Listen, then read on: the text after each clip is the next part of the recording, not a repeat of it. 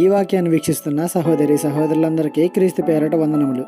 ఈరోజు వాక్యం ద్వారా దేవుడు మనతో చెప్తున్న మాట, యెహోవా నాకు మహోపకారములు చేసి ఉన్నాడు, నేను ఆయనను కీర్తించెదను. కీర్తన గ్రంథము 13:5. కేవలం ఆనందకరమైన పరిస్థితుల్లోనే దేవుణ్ణి జ్ఞాపకం చేసుకుంటున్నాడేమో దావీదు అని మనం అనుకోవచ్చు. కానీ దావీదు ఎలాంటి పరిస్థితుల్లో ఉన్నా సరే దేవుడు తనకు చేసిన ఉపకారములను బట్టి ఆయన్ని కీర్తిస్తున్నారు. మరి మన సంగతి ఏంటి? నువ్వు దేవుణ్ణి విశ్వసించక ముందు, విశ్వసించిన తర్వాత ఎన్నో మేలులు, ఉపకారములు దేవుని యొద్ద నుండి పొందుకొని ఉంటావు. వాటిని ఎవరికైనా ప్రచురించావా? పోనీ పొందుకున్న వాటిని బట్టి దేవుణ్ణి కీర్తించావా? ఆయన నామాన్ని గణపరిచావా? ఒకసారి ఆలోచించు.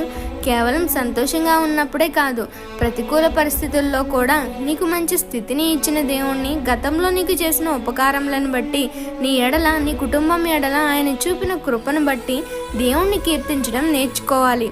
మనకు మాదిరిగా ఉన్న దావీదుని చూసి నేర్చుకొని మనం కూడా అనేకులకు మాదిరిగా ఉండడానికి ప్రయత్నిద్దాం. ఈ చిన్న సువార్త పరిచర్యలో మీ సహోదరులు. God bless you. ఆమేన్.